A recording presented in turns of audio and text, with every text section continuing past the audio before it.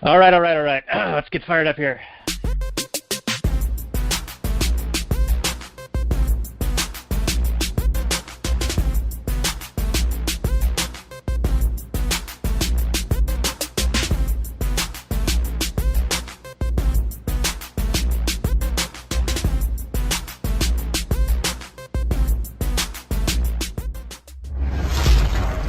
Maximum freedom.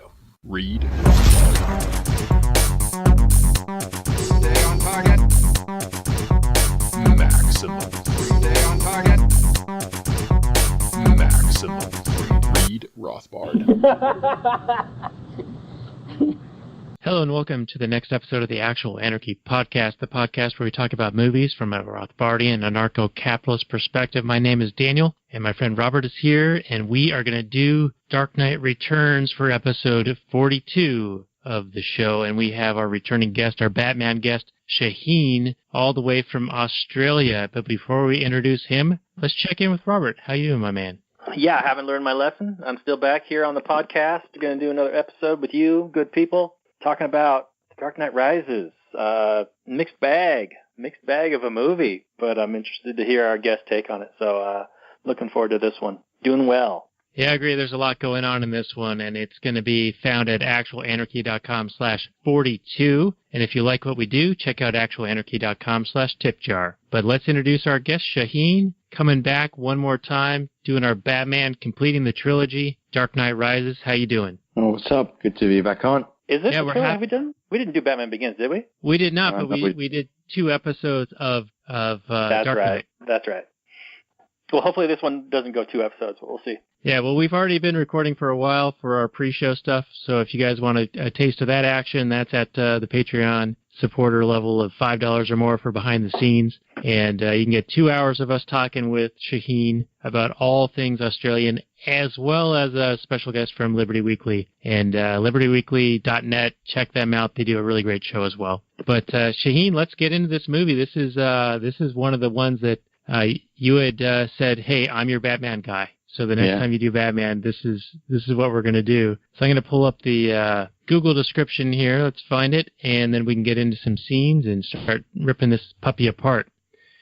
So Dark Knight Rises came out 2012, PG-13, thriller action, 2 hours, 45 minutes, it says on the Google. It probably was actually that long. 8.4 on the IMDb and 87% Rotten Tomatoes. 95% of Google users like it. I don't know why. Here's the description. It says, it has been 8 years since Batman, in collusion with Commissioner Gordon, vanished into the night. Assuming responsibility for the death of Harvey Dent, Batman sacrificed everything for what he and Gordon hoped would be the greater good. However, the arrival of a cunning cat and a merciless terrorist named Bane forced Batman out of exile and into a battle he may not be able to win.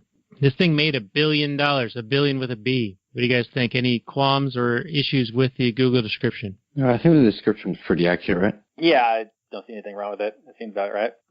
I was kind of surprised to learn that it had made $1 billion also. It was coming off the strength of The Dark Knight, though, which was universally hailed as an excellent movie. Yeah, I actually talked with you earlier a little bit about how this movie wasn't that good. And I'm just going to give my black and red right now. I know we normally save that for later, but I don't want to taint the rest of the conversation. But there was a little documentary made about this one where they say, following up on Dark Knight, we knew we had to go bigger and better and bolder and badder. And so we had to have Bane beat up on Batman and show the weakness of Batman or that he's overmatched. And they thought that they were making this great follow-up to that movie. And it's one of those that I think is so good that it's almost impossible to follow up. And then this movie, which we'll get into, I don't think comes anywhere close to it. Well, we'll see if we can change your mind about that, Daniel. Or maybe we'll reinforce your negative belief. Who knows? But I thought there were some definite positive takeaways from the film, and then there were a bunch of head-scratching moments that I went and did a little bit of digging, not a whole lot. I mean, I thought about it for a bit. I rewatched a few parts, watched a few YouTube videos talking about it, and kind of solidified my thoughts. But we'll see. I would say mostly. I originally watched the movie 10 years ago or whatever when it came out. What did you say? 2009? 12. Five years ago. So 5 years ago. So I recently just saw it in the theater, and then I watched it again, yesterday or the day before. And I want to say it was a little bit better than I remembered, but maybe because I was paying attention and knowing what to look for and that sort of thing. But there are some glaring, I don't know if I'd say painfully bad parts, but I mean, I waffle on some parts because at the end of the day, it is a comic book movie, and I want to give it that kind of comic book level of suspension of disbelief, but at the same time, it does have to work within the universe it creates. So there are issues. But let's get Shaheen's initial hot take. Well, obviously, comparing it to The Dark Knight, it's obviously not as good, but judging it as if this was a standalone Batman movie and there was no Dark Knight behind it, I think this would have been praised as one of the best ones. Yeah, I could see that. I mean, it's definitely better than anything that came out in the 90s.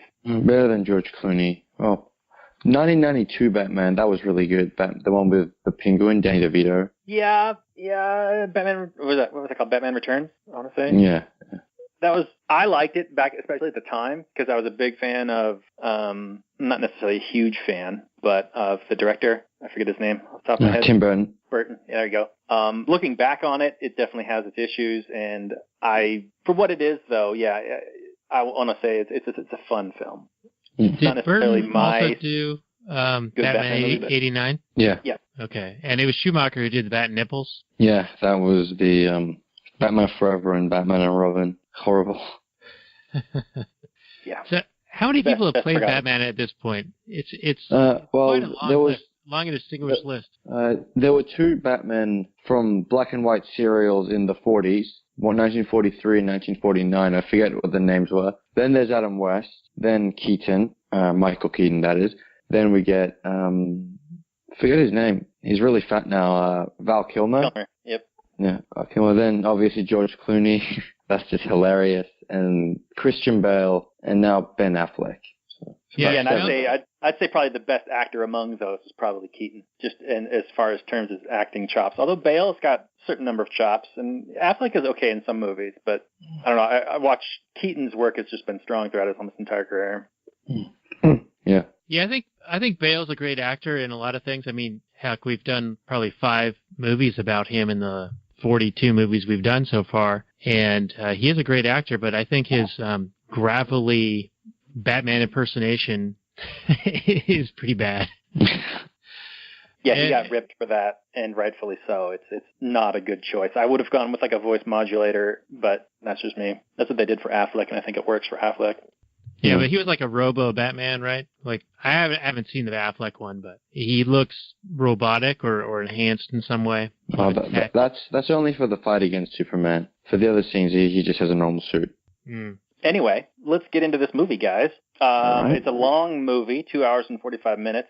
There are some scenes that we could talk about, but probably what's going to work best is just a general overview and the philosophy and that sort of thing. One of the things that I did enjoy about the movie was almost at the very beginning is that Batman actually does some detective work to find Selina Kyle, which I appreciated because Batman is famously not a detective in the comic books. He's like the world's greatest detective, and he's even referred to by Ra's al Ghul as detective, and that's like his persona. But in movies, he's just a guy that punches people, and it's usually fairly depressing. But oh well, I appreciate it when they throw it in. So it's a nice little touch for me.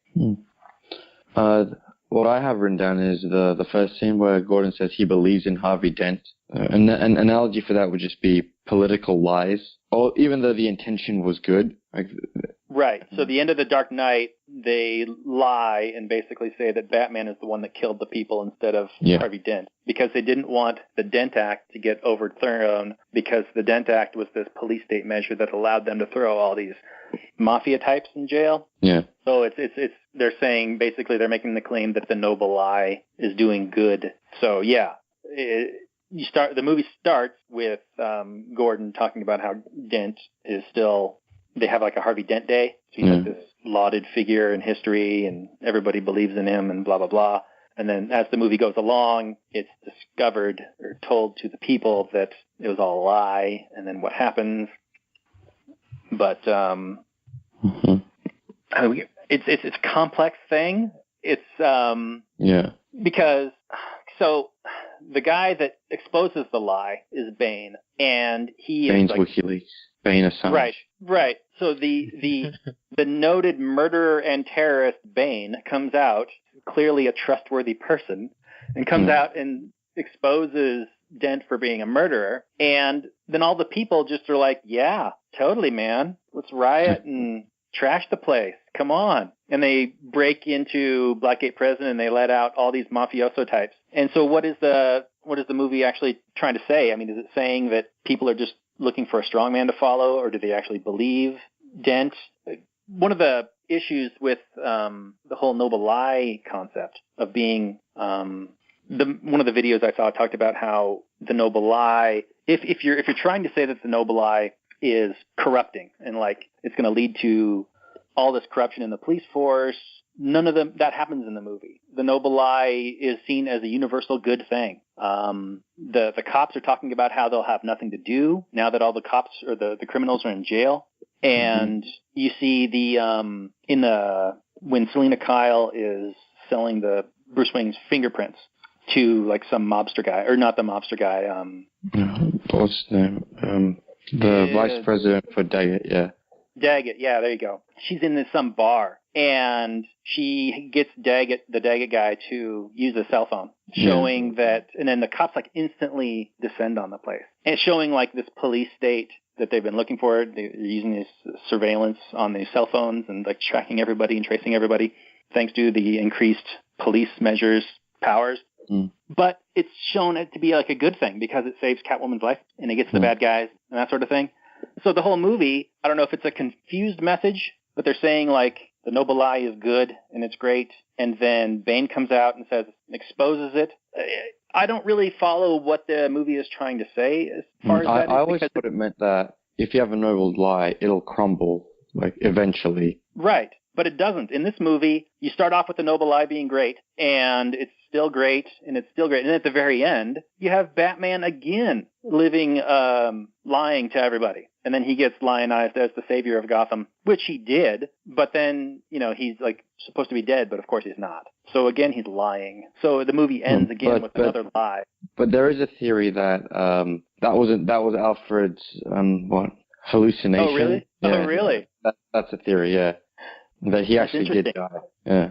Because that is earlier in the movie. It is him saying that that's his fantasy, is to see him doing that exact same thing. I never thought that was what that scene was. I thought that was a real thing. It seemed just like a strange thing to show Batman in retirement at all. Yeah. I mean, this is like this totally psychologically driven character that just cannot let go. Every time we see Batman, he's always fighting crime no matter what, fighting through getting beaten and bit and shot and never taking a day off and just, burning the candle at both ends. And so to show him like as a recluse, like a Howard Hughesian type recluse, and then to just retire with Catwoman, these two like adrenaline junkie thrill seekers, to just be chilling in a bar or in a cafe somewhere.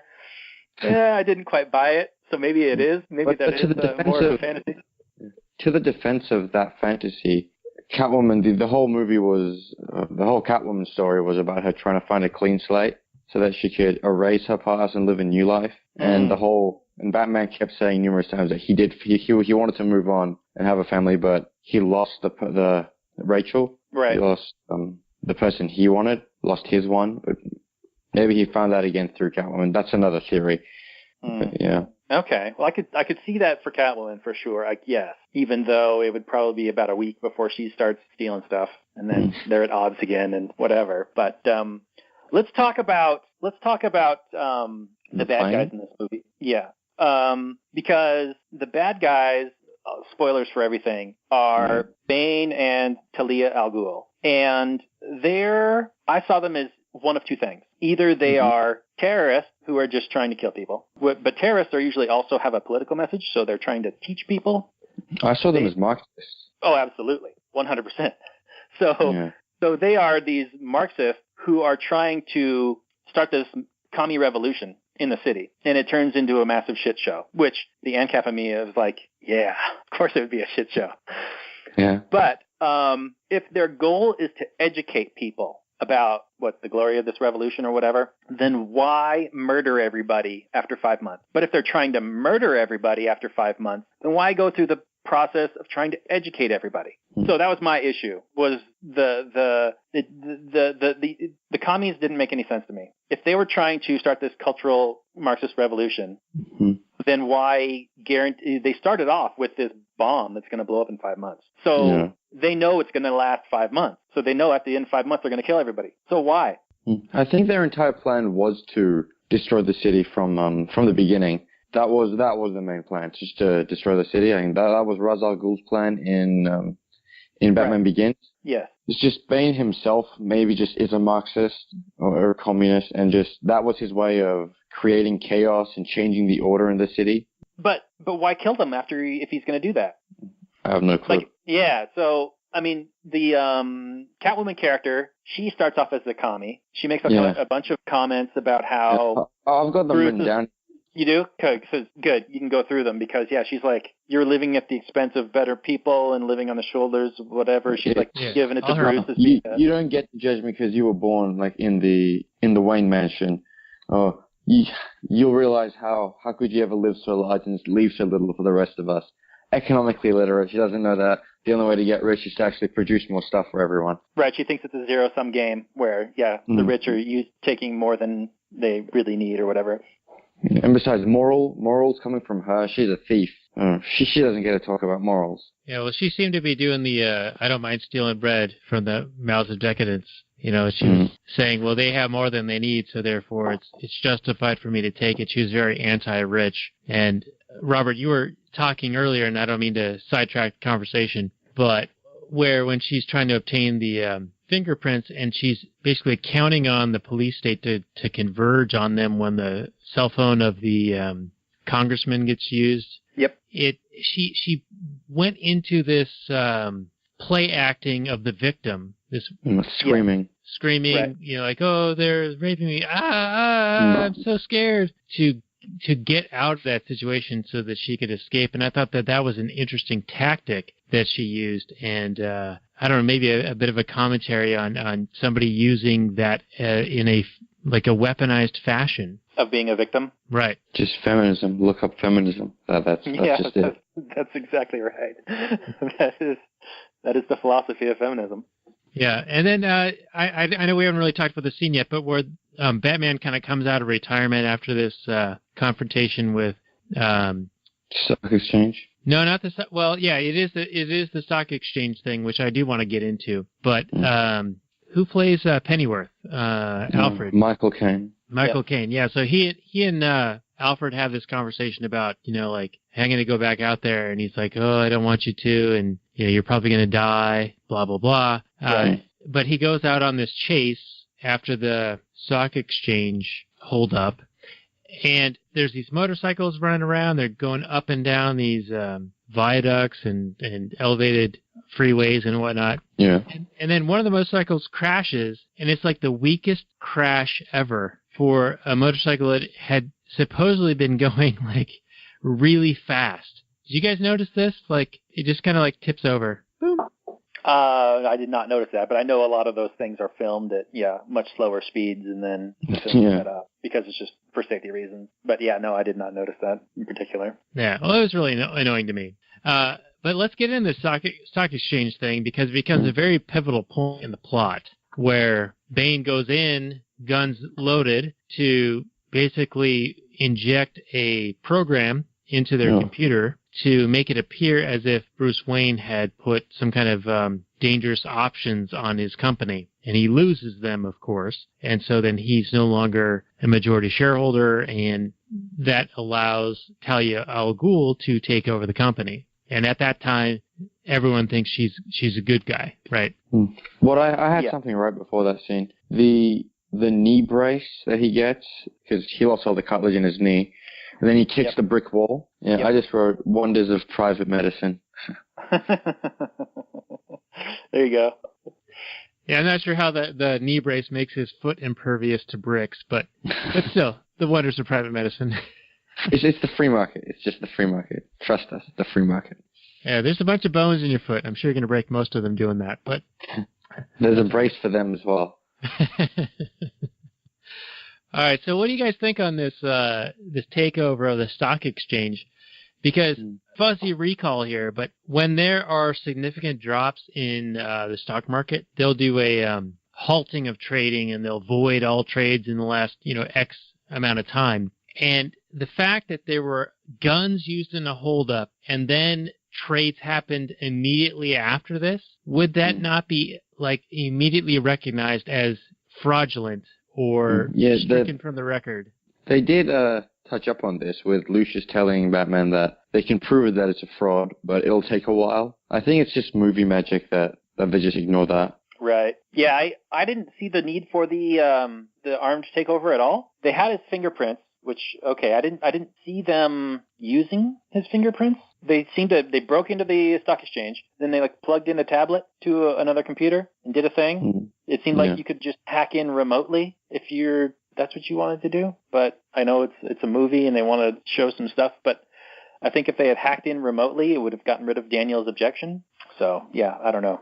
It seemed weird to me, but I think it would have immediately called into suspicion any trades at that time. I mean, you're right. Immediately, whatever the repercussions are, don't go into effect, kind of immediately. Right, like all these trades are void or suspect upon review or something like that, I would think. But they had to get the company out of his hands. And so, movie magic, like Shaheen was saying.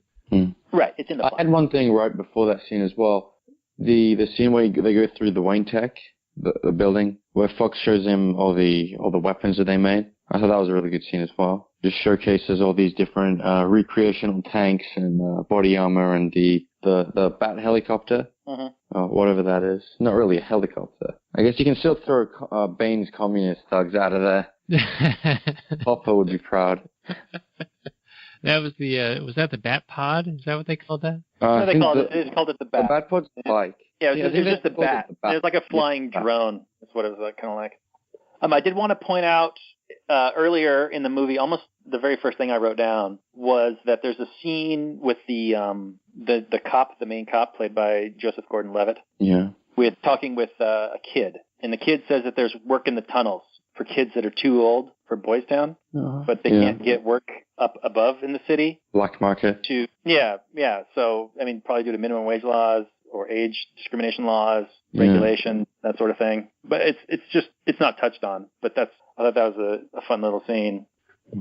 So what's after the stock exchange? Then it's it was the police chase with Batman. Right. And the weak motorcycle crashes. Yeah. And the fact that he just outruns the entire police force. I thought that was really good. Right, and then he gets back and he gets into his helicopter and takes off. Yeah. Shaheen, did you buy the whole, I knew you were Batman when I saw the look in your eyes or something like that? The same look on your face that I see on my face trying to pretend to be something I'm not or whatever? That was Blake confronting him? I don't really know. I guess it's just more movie magic. In real life that would never happen. But just how would John Blake, who's like this just introduced character, notice this with Batman, but Commissioner Gordon, who's known him for years, would not notice this until the very end of the movie? And only when he directly tells him. Yeah. I'm Bruce Wayne, basically. He's not a very good detective, this Gordon. I think the whole point with with Blake finding out was because when he was a kid, he saw Bruce Wayne because his parents were killed as well as a kid. Yeah. So he could somehow magically tell that since Bruce Wayne's parents were killed, he was the Batman. I have no clue. All right, so go ahead, Daniel. Well, this is a Christopher Nolan movie, and he usually has some twists and turns and some kind of time warp action going on. Is there something to this entire story that, if you look at it a certain way, it all starts to make sense? Because in my watching of this, I thought that this was pretty terrible. You got Bane, who's this super commie. You've got Selena Kyle, who's like, stealing from the rich is fine. Everyone can have whatever they want. And there's sort of this pointless, like you were saying, this pointless activity of the 5 months. because it's all going to blow up anyway? I mean, is there something in there that Nolan's doing that I'm just missing? I'm just, too dumb to see? Well, I don't think there is, and that's one of my main criticisms of this movie, is that in The Dark Knight it worked really well because the Joker had a point, and the Joker's point was very specific, and Batman's counterpoint to Joker, therefore, was, very much illuminated and highlighted. Whereas you have this muddled message from these villains in this movie, so you don't really understand what Batman's counterpoint to them is. What is Batman saying to them that the audience is supposed to resonate with? You need to have the villains have a clear message in order for Batman to reflect a different message. And since the villains have this muddled message of commie revolution, kill everybody, which is it? I don't know. Eventually. Yeah, so I had an issue with that. I didn't understand what the Batman character was supposed to be telling us in this movie, other than punch people and pretend to die and save Gotham, I guess, and heal your back by doing push-ups and sit-ups and stretching with the rope. That's what I've been doing wrong. That's what I need to do. My back, I throw it out all the time. That's the solution right there. Yeah, man. So let's talk about that pit, that Blackgate. Was that the Blackgate, or was it? No, Blackgate was the prison in Gotham. All right, let's talk about the prison, because they kept talking about how it was the worst prison ever, and it's like this deep hole. It's down at the bottom of a well, and people try to climb out, and they always fail. In the representation in the film, it didn't look like that terrible to me. Yeah, maybe Shaheen, you know this or not, but in the movie, they don't ever really reference it, but in some of the other stuff I was looking at, they called it the Lazarus Pit. Oh, and really? in the comic books, the Lazarus Pit is where Ra's al Ghul goes to resurrect himself after he dies. So I don't know if this is a on-screen representation of it. It's like a metaphor of climbing out of it is getting resurrected, and you're dead when you're in it, and you climb out and you're alive. I don't know. I think they could have done a better job of showing how having the entrance and the ability and being allowed to go for the jump, how that would make someone hopeful. And maybe they should have showed Bruce Wayne being hopeful more and more and jumping more, because he only tried 3 times and he succeeded on his 3rd try. Maybe have like a montage of him. He kept on trying, then heard more news about Gotham, then tried again to the point where he was super depressed, and then he gets the talk from the old guy. Yeah, but it's all about him being able to experience fear, right? They were saying that because he wasn't afraid of anything, that's why he wasn't pushing himself to this like greater physical extreme limit. Right. And he was only doing it without the rope that would push him to try that much harder to actually be able to make it. Because he was scared of dying and not being able to save Gotham. Right. Now, is it just me, or could like a novice mountain climber get out of that thing in like a day? Fashion a bunch of you had a rope. You could have like hammered posts into the wall and just climbed up. Pitons, is that what they call that? Yeah. I mean, it wasn't like a super slick surface. There were edges. I don't know. Yeah. I didn't buy the whole nobody could ever get it out of this thing. It seemed like an average mountain climber could do it, no problem. But anyway, I thought that the whole it gives people hope represented just politics and voting. So while you're in the pit and you want to solve an issue, so you keep trying to climb with the rope, and the rope is voting. No matter what you do, you can never get there. Oh, interesting. So I don't think that's what they were going for, but yeah, I like it. Yeah, that's not what they were going for. I just made that up.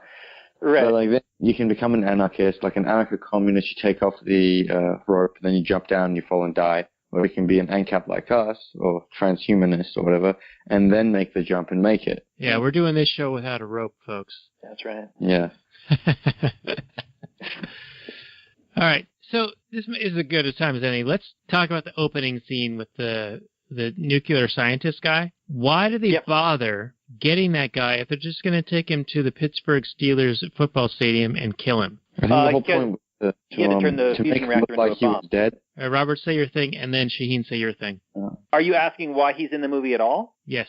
Did you remember the scene where they go down to the fusion reactor and they put him in front of it, and then he does a thing, and then it turns it into a bomb? So that was his whole action? Yeah, that was the whole guy. And then he was the only guy who could reverse it. So when they're in the football game and they kill him, they're like, ha, there's no going back now. My plan is complete. Blah. And keep in mind that they needed Bruce. The initial plan would have been to get Bruce Wayne to turn on the reactor, and that's why they had him dead, quote dead, because then Bruce Wayne would have been more likely to turn it on, knowing that the person who could turn it into the bomb was known to be dead. And therefore then they could just kidnap him and no one would come looking for him as well. Because the CIA was already looking for him. So if he is announced to be dead, they could kidnap him without anyone coming to bother looking for him. So how did they, during the plane crash, they did this blood transfusion thing, right? To like make it appear to be this guy? Yeah. How believable is that? Because I find that to be very unbelievable. Yeah. You've got this plane crashing, obviously not from natural causes. I think that would be very apparent when they looked at how it landed with no wings. But then you've got this fire happening, and you've got bodies, and you've got shell casings and bullets and all this other activity, and you've got teeth and bones and other things. And so how does giving some of the blood of this guy into the dead person going to convince people that the Russian scientist guy is dead? Well, I think the first point that there was, gunfire and stuff, they would know that there is definitely that it was an ambush and someone attacked, because they actually been left one of his mercenaries on the plane. Oh, right, yeah, he said, yes, brother, you must go down with the plane because blah. Yeah. And then I'm not sure how they plan on, I suppose maybe since the plane explodes, there's a blood of some random guy and a bit of the blood of the doctor, so they can conclude that he just exploded and there's a tiny bit of his DNA left. I don't know how detective things work. All right. Well, good enough. I mean, it's in the script. That's kind of like what happens with most of the movies we talk about when things don't make sense. We're just like, oh, well, they need to move things along. Yeah. All right. So what other notes do you guys have? How stupid the cops are. When it's determined that Bane is down in the sewers or whatever, the cops make this giant show to all go all at once down into the sewers. And Bane's plan requires the cops to do that. Because the cops, I guess, if they don't go down there and don't get trapped down there, then they would be resistant to the commie revolution. But he gets rid of all the cops. I don't know if this is like a message saying that cops keep the order. This is like an anti-anarchist message. I think it's more of an anti-ANCOM message, but... Yeah. Well, they do claim that releasing the prisoners from Blackgate is initiating anarchy. Yeah, and I still don't see why everybody would do that. I mean, they say that Blackgate prison, Bane claims that Blackgate is a symbol of oppression and that those people are in there illegitimately. Mm. And how I got a bunch of quotes from Bane, like the symbol of oppression will take Gotham from the rich and corrupt, who give people myths of opportunity and give it back to the people. I thought that was hilarious. He really is a communist, isn't he? Yeah. I forget, we were talking about how Catwoman was a communist, but then she kind of takes a turn, and then she ends up, getting it on with like the biggest capitalist ever. So does she change her mind at some point? I never even saw that. The only time when she changes her mind, it happens off screen because she says, he gives her the bat cycle and he asks her to go do a thing and she ends up doing it. But then she comes back and rescues him as opposed to just leaving. Mm-hmm. Is that her decision? I mean, we never really get any kind of closure on that philosophical thing. I would have liked to see some. I don't think most people would look too far in the philosophy of Catwoman. And for most people, it wouldn't really matter too much. But for us, no, I think she'd still be a Marxist because even like the day before the nuke explodes, when Bruce Wayne comes back, he tells her, we need to change this. And she says, what if I like it better this way? And he can only convince her after he tells her the bomb's going to go off. So she's on board with it. She's on board with this total shit show, with these mock trials where you're just guilty as soon as you're accused and murdered immediately. And I think if you look like at her, at a character, sometimes when something happens, she looks around, she kind of feels guilty about it. Like she says, this used to be someone's house. And I think she even apologizes for Bruce Wayne losing his money. I think she feels some guilt, but she thinks she's justified because they're richer. But she looks around at the total shit show that everything is. I mean, the movie kind of glosses over a lot of things, obviously. It doesn't take into account the lack of trade that would occur. I mean, how they're feeding this whole city. I mean, what's the word? We're like 2 weeks away from cannibalism because, I mean, a city like that would require metric shitload tons of food coming in. I mean, so and this is 5 months. How are they? They'd be eating the rats and then eating shoe leather, and they'd be eating each other within a month. Yeah, the quote is 9 meals away from anarchy. Yeah, so For he 3 just days. glosses over the lack of, the trade that would, because they blow up all the bridges, and they don't let anybody, take boats over the river or swim over the river, and they say they're going to blow up the bomb if anybody leaves. So you've got this city full of millions of people, and there would only be the amount of food there is, but yet they're not showing, the absolute horror and desperation that would actually have occurred. There would have been mass looting, there would be murders, and people just barricaded in their homes with their cans of tomato soup. But okay, it's a comic book movie, fine, but it's still kind of disappointing that that they've got this weird scenario that takes place over 5 months. I don't understand the whole need for the 5 months. Yeah. And then you just add on all kinds of improbable things. Yeah. Maybe have it 1 month or a couple of weeks, or, you got to have this Batman healing himself after slipping a disc or whatever it was. Yeah, it was a convenient amount of time it took him to recover and escape and then travel back to Gotham the day before this thing was going to blow. Right. We talk about a coincidence, right? Yeah, and Batman comes back and he frees all the cops that were trapped down below. And remember, this is the guy that the cops had been hunting for 7 years, 8 years, and they just walk right past him. They're like, oh, well, we're on Batman. Not only that, but the cops have been down there for 5 months. They're still alive. They're clean. They're still in their police uniforms. They're looking pretty clean. Yeah. They're not dead, emaciated, full beard. Well, they were feeding them, but I question where that food was coming from. That's what I want to know. Yeah, they should have had full beards, and they weren't taking showers down there in the sewers. That's as far as I could tell. Oh, what kind of showers would they have been taking? Yeah, poop showers. So this movie loses points in the realism. And let's talk about the street battle with the cops and the mercenaries, because the cops start charging at Bane's henchmen, and they all have rifles and the bat tanks shooting at them. Which are a lot squishier in this movie than they were in the last movie. Yeah. Yeah, but it's like the bullets didn't affect the cops until they almost got to engaging them. Did you guys notice this? They were charging and nobody fell down, or a very small percentage fell down. It's just, I think the front row of police officers all got shot, but then the other ones just charged through. And then Bane's mercenaries just threw away their guns and started punching. Yeah, it just seemed bizarre to me. I don't know. It didn't seem believable at all. And why even have this confrontation? Why would Bane have his army of henchmen out at the stock exchange still? I don't know why. Anyway, go ahead, Sheen.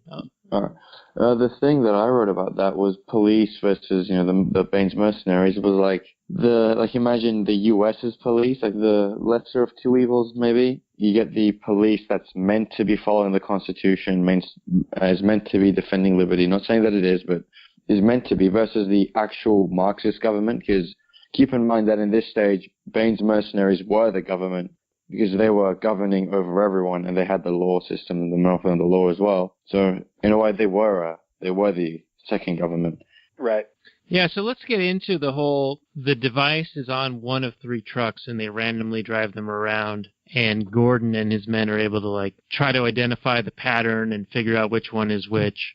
It seems kind of ridiculous to me that they even went through this effort to move the thing around. And when it came to the climactic scene where they had to drive it to the containment place, wouldn't it just stop driving? Game over. Yeah, you're right. Yeah, there's a chase scene where they're trying to funnel the thing into a certain space that'll be safe for everybody. Yeah, if it just stops and blows up its tires or something, you'd have to, I don't know. Yeah, it doesn't make a whole lot of sense. I could see why the movie studio would want a chase scene, and you got all these toys and you want to show Batman flying around in his thing. And you had, earlier you had Bane getting all the weapons from the armory, all the tumblers and all that stuff.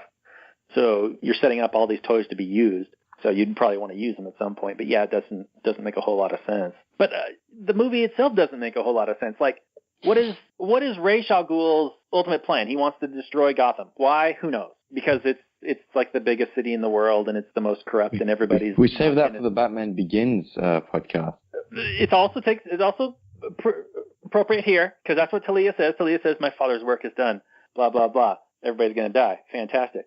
So she says that modern society is essentially corrupt. That's the whole point of the League of Shadows. Modern society is corrupt, needs a reset. Everybody needs to die and start over. But they provide zero, and I mean zero, guidance on how the reset is going to happen differently, how it's going to be different the second time around. They never mention any way. They just say, oh, it's corrupt. Everybody needs to die. I think that was the point of the League of Assassins, is that when it does go bad, you just kill everyone, and that's it. Then you give them a second chance to not be corrupt on their own. Then if they do become corrupt, you just kill them again.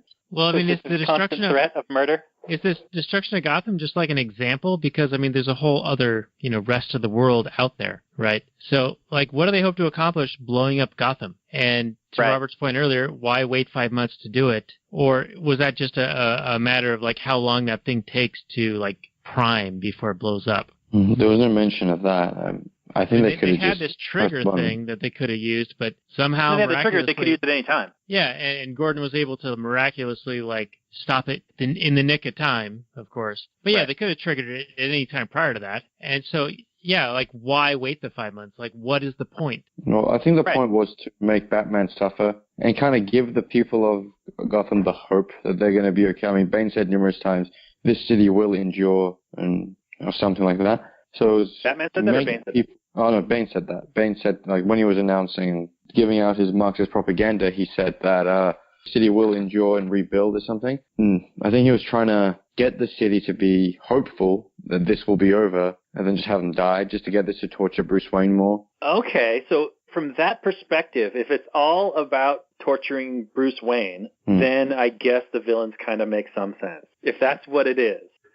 If all the citizens of Gotham are just pawns to be used as teaching moments for Bruce, then okay, I guess I'm a little bit more on board with their evil plan here. And keep in mind, Bane doesn't really care that much about Batman. Bane's just ultra friend-zoned by Talia, and Talia's pissed off because Batman pretty much kills Ra's al Ghul, which is her father. Right, but she doesn't know he's back still alive. The father? Yeah. Oh, I thought the father was a hallucination. Are we sure? Yeah, because he died in Batman Begins. Spoiler alert. Well, yeah, but Ra's al Ghul, he gets resurrected all the time. I mean, in the comic books. I don't think in this dimension, because this is meant to be the more realistic side of Batman, as realistic as Batman can get. Okay, well, I mean, does the audience? I mean, I was definitely not clear on that being a hallucination. I took it as Ra's got resurrected again, like he always does, and he's just not letting everybody else know that he's alive. But he appears to Batman because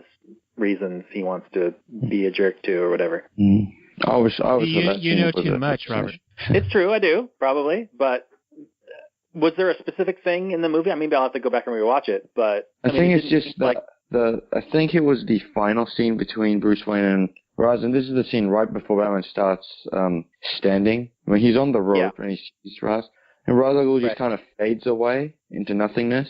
Okay. That always made me think that he was a hallucination. Okay. Not that he's just like a super ninja.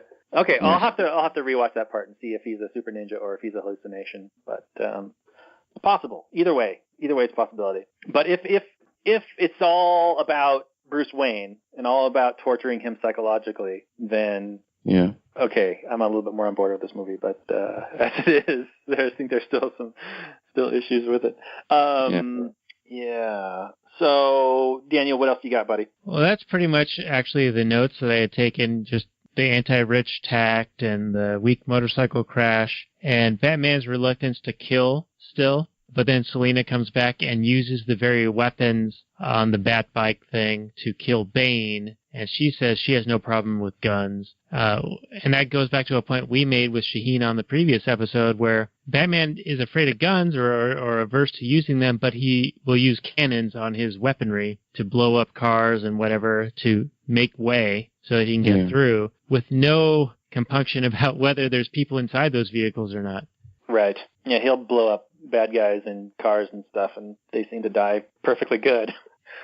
He did that in this as well. Right. With Talia. Right. Yeah. So I think it's more just kind of sloppy sloppy writing in my view. But I understand that in the movies, that Batman kills people all the time, and I'm okay with a Batman that kills people all the time in movies and have him not kill people in comic books. It's two different mediums, so there can be two different characters. It's fine, and it's just a director's interpretation anyway. As long as he stays true to the character as he exists in that moment, in that movie. So within if he's that like, universe. it's like if he's at the beginning of the movie, he's like, I don't kill people, and then he goes around and he kills a bunch of people, and then he's like, afterwards, he's like, well, I killed a bunch of people. Who cares? Or he doesn't even mention it, or it doesn't even get brought up. Then I think that's a huge gaping hole in your plot. Because if it's super important to him at the beginning of the movie and says, no, I will not kill people, I will not use guns, blah, blah, blah, and then he goes and does it, and then it's never referenced, and he suffers no psychological trauma because of it, and he's never worried about it or sad about it or never has any kind of crisis about it, then I think your writing is suffering. Yeah, I think that they tried to fit a bunch of stuff into the story that doesn't make a whole lot of sense. And I don't know. I mean, if we're going to get into ratings, I've already given mine. I mean, you guys know what it is. You haven't convinced me otherwise. So I'm going black and red on this baby all the way. Well, I know that they, had to do some tricky shuffling once Heath Ledger died, because he was supposed to be in this, from what I understand. He was supposed to be the judge in the trial scenes, and I believe he had a larger role that got cut out. So I understand, if you have enough infinite time and infinite money, you'll make a perfect thing, but they didn't have that. All the same, though, I think if they were going to make a trilogy from the get-go, they should have had a really clear idea of where they were going and what exactly they were trying to say. And I think that the overall villain in this movie, especially compared to Dark Knight. Dark Knight was so much more clear about what the villain wanted and what he represented versus what Batman wanted and what he represented. It was a clear thing and punctuated with fantastic acting. And I still think I think Hardy and I think Bane's character and acting was all fine. And I liked what's her name as Catwoman. I thought she was fine. Anne Hathaway. Yeah, Anne Hathaway. I thought she was pretty cool. I didn't think she was she looked kind of small and tiny and weak for a Catwoman, but that's fine. I mean, she is what she is. She was athletic enough and whatever. And then all the other staple characters did a fine job, I guess. But yeah, I will say this is like Shaheen said at the beginning of the movie, this episode, if this was a standalone Batman movie, I think it would be higher rated, even though according to Google and all the Rotten Tomatoes and all that, it was super high. But I would think I would look at this more favorably. But as a counterpart to Dark Knight, it definitely suffers. Even so, I will give this a black and gold, mainly for the strength of showing the shit show that an ANCOM revolution would look like. That's my happy point for the movie. You may have just turned the tide for me. If that's the one positive thing to get out of it. I mean, this was a painful movie for me to watch. It was so long, and it made no sense. And yeah, I felt like I suffered through it. And after watching The Dark Knight, I was expecting that they were onto something, they had left off a lot of the parts that they had introduced in Batman Begins in Dark Knight, and then Shaheen, you had mentioned that, well, they bring those back in Dark Knight Rises. And to a degree, I think they did, but I think they did it so ham-fistedly that it just doesn't flow. I was kind of expecting that Nolan would have had a vision for all three films to work together. And like Robert, you were saying, perhaps he did, and Heath Ledger dying may have affected that. But I'm thinking how, Peter Jackson approached The Lord of the Rings. He knew what he wanted to accomplish in each of the films. I think he even wanted to have 4 or 5 films, right? And then he ended up doing just 3. But he had an overall arc for the entire trilogy in mind upon creating the film or the films, and I thought Nolan would have a similar thing, but I just don't see it here. Yeah, I still rate it pretty good because I don't know, maybe because I grew up with it. I still think it's a good movie. The action scenes were good. I like Batman running away from the police and all the fighting. I like that. Just anything that's Batman related and no bat nipples, I will like. Yeah. Yeah, it did have its problems. Nowhere near as good as The Dark Knight. But yeah, what I just like about this movie and Batman in general is because he's not with the police. He's anti-Marxist, Bane, but he's not exactly good with the police either. Like it's been symbolized in all three of the Dark Knight trilogy. In Batman Begins, he has to fight the police at one stage, run away from them. In Dark Knight, he does so at the end when he just takes down those SWAT teams. And in this, near the beginning, he makes the run away and stands off with them against them. So yeah, I always thought of superheroes as a symbol of individualism. Sure. Yeah. And like as a vigilante, as someone that just goes out, says fuck the police, they're not getting it done. Batman did say this a couple of times, like police can't get anything done, that's why I need to do it. Yeah, that's true. But he was complicit in making the Dent Act a thing, right? Like upholding that noble lie that we were talking about at the beginning. And I mean, as far as I can tell, I mean that's like it's like the Patriot Act. It's Patriot Act. It's very status.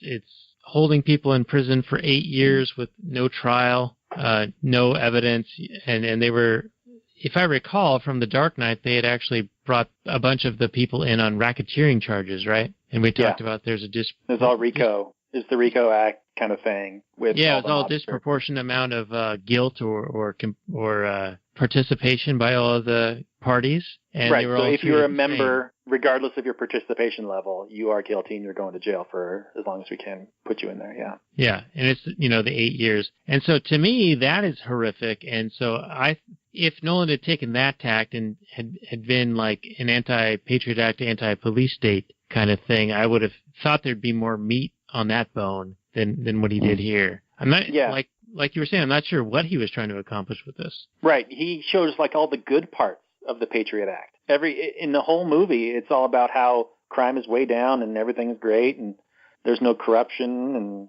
everything's fantastic. And that's just a weird message. I mean, I like the whole ANCOM is a shit show message. That's fine. But the whole, Patriot Act is super great. No, thank you.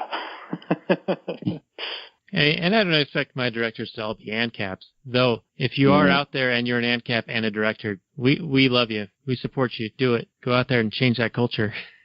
Absolutely.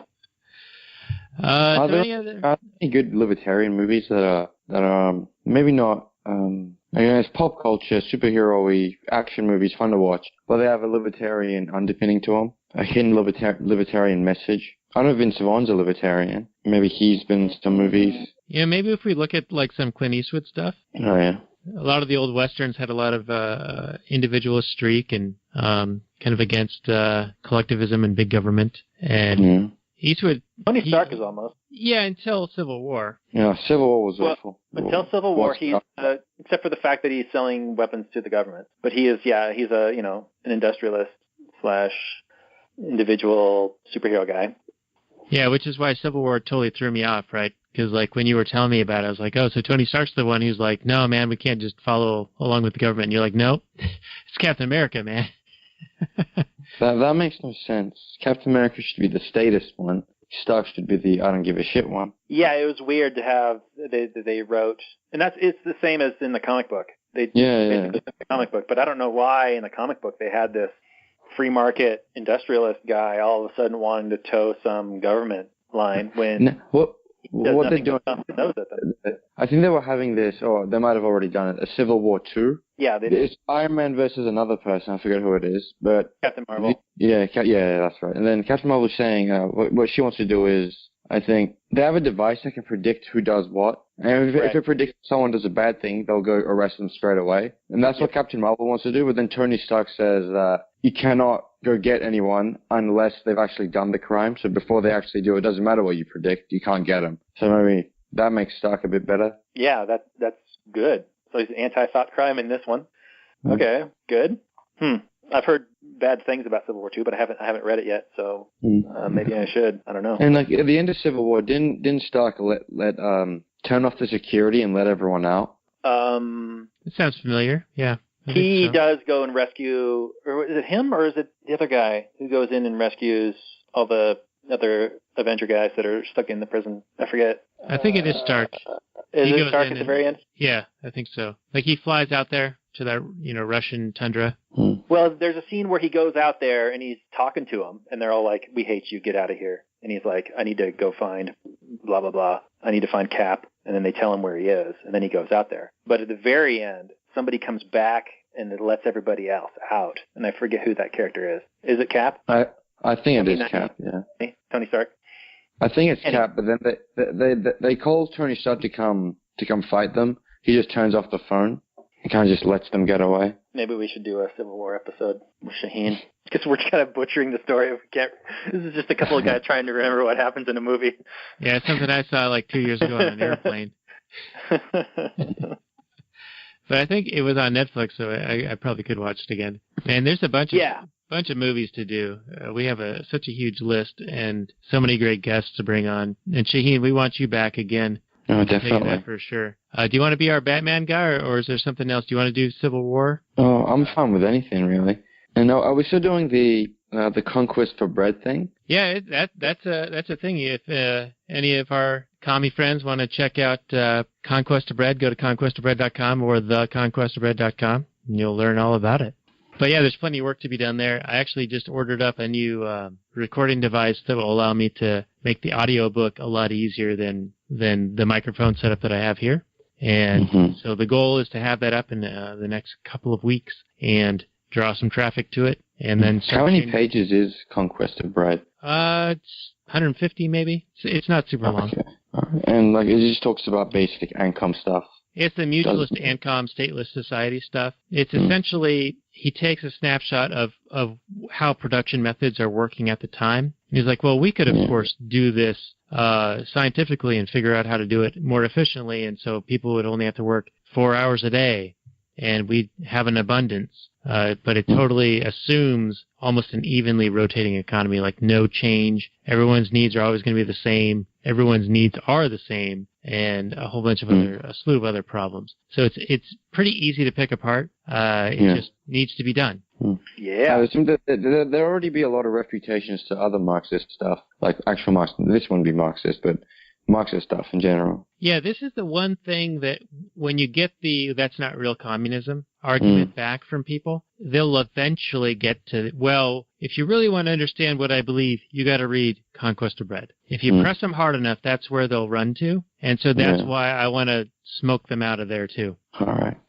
I assume the calculation problem would still apply to all this. I mean, absolutely. They assume much. They assume that they understand the existing environment, and they'll just continue that on going forward. And the motivation problem, and all the other problems of communism. The knowledge one, the moral one. What others are there? There's 3 or 4 big ones. That's all you need. But yeah, you only need one of those problems to totally murdering everyone who disagrees. That's a problem. Anyway, so I feel like we sort of departed from Batman Dark Knight Rises here a little bit. So let's swing it back. We've already given our ratings, right? Robert, you gave it a black and gold. I gave it black and red. I think Shaheen, you were saying black and gold. Yeah. With so many words. And we've pretty much kind of already done our final thoughts. Is there anything else anyone would like to throw out there before we wind the show down and potentially go into a Kathleen Turner overdrive, which will be available for our Patreon subscribers? And if you want to support us and get that content, including the 2 hours of pre-show that we had, check out our page at actualanarchy.com/tipjar and click on that Patreon link, smash the shit out of it, and give us the $5 a month level, and you'll get that juicy behind-the-scenes action that we've been doing for the past, 15 or 20 episodes.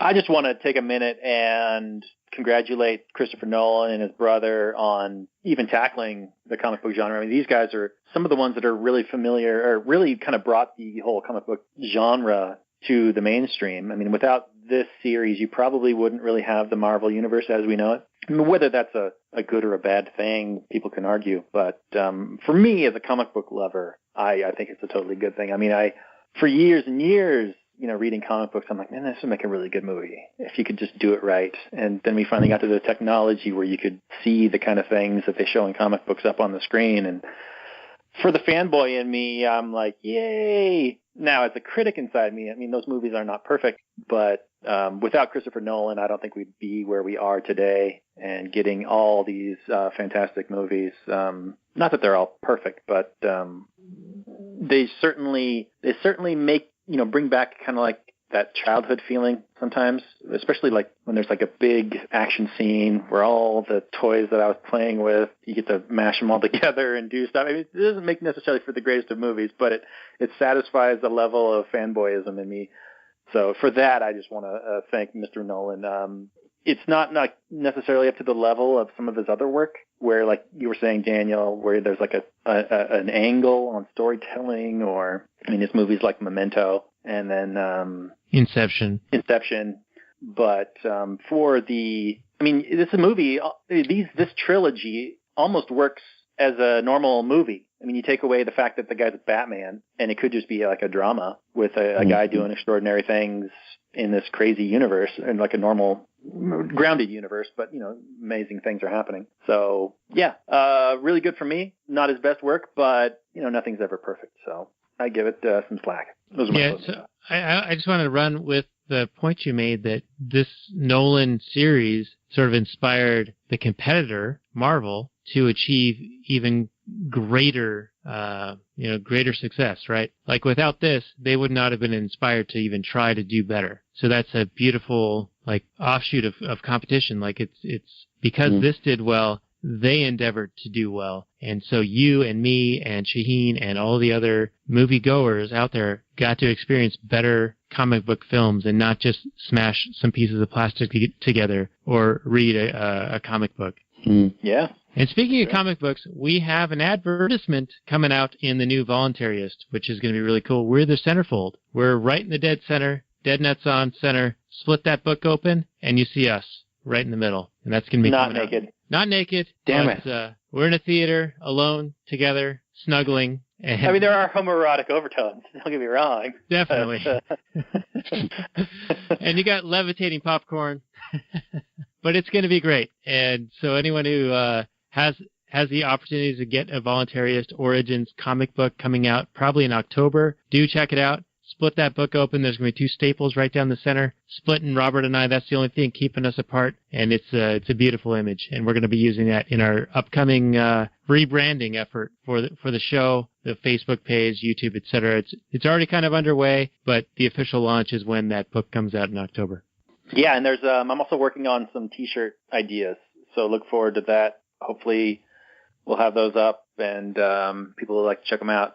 All right. So, Shaheen, do you have any additional things coming up, or any additional comments on the Batman movie, even the trilogy, and anything upcoming that you've got on the horizon, like any articles you're writing or any other guest appearances that you might have in the works? I don't really have anything else to add to the movie. I think we pretty much summed it up. Yeah, I'll be going on the Liberty Weekly podcast next week with Patrick, and writing a couple of articles, mostly about how much of a communist shithole my university is. And just, I think I'll write what I can do, because since if I want to write big articles and long ones, really detailed ones, they'll take a bit. I might not be able to do them while I have uni on, but if I do shorter articles, like if something comes up I see on the news or something I see at uni I hear about, I could write like a half a page, sort of like a mini memo sort of thing, just quick comments. Like a rant? Yeah, exactly. Yeah, I love those. That's essentially what I do. Out of the 1,000 articles that we have, and we just crossed over that threshold today, actually, so yay us, 1,000 articles on the site. The ones that I've written are essentially what you're describing, Shaheen, just like 5 to 15 sentence rants. No, I can do a lot of them. I've got a couple that I can just do right away. Yeah, do it, man. Just shoot them to me in Twitter Messenger, and I'll post them. All right, definitely. So, hey, by the way, speaking of Twitter, how can people get a hold of you? What is your Twitter handle, and we'll post it down below, and that way people can like give you all their negative thoughts, tell you that you're an evil, racist, alt-right, white supremacist, neo-Nazi, even though you're an Iranian Australian. Yeah, but they don't care about that shit. No, I mean, Iran means land of Aryans, so being from Iran actually makes me more racist. I actually heard someone, Mike Cernovich? Yep. People were calling him a white supremacist. Then he himself pointed out that he has a Persian wife, a wife from Iran. And then people were saying, oh, but Iran is like a white supremacist country as well. Like, no, it's fucking not. What are you on about? So they'll probably try to get me for that. But yeah, you can get a hold of me on Twitter. Just write up Shaheen M, SHAHEEN. Then there's a snake and a helicopter as well. And the picture is like a ANCAP guy pressing the nuke button. Love that meme. Sweet. It's perfect for you. So thank you. And Twitter's how we met, and I'm glad that we did because you've been a great guest on 3 of our episodes thus far. And we're more than happy to have you on again as soon as you've got time off from uni. So I think that's going to wrap it up for us here at the Actual Anarchy podcast. This is going to be actualanarchy.com/42, The Dark Knight Rises, with Shaheen, the Ancarp from Adelaide, Australia. And if you want to support our work or find the behind-the-scenes action with the pre-show and the post-show where we turn the frogs gay, which we're going to be doing in just a few moments, check out our tip jar page at actualanarchy.com/tipjar. And I bid you adieu, say goodnight, and turn the floor over to Shaheen and then Robert, and then we'll go into overdrive. All right. See you guys later. Tune in and donate. Yeah, second that. Thanks a lot. Thanks for listening, tuning in. Check us out in the next episode. Peace.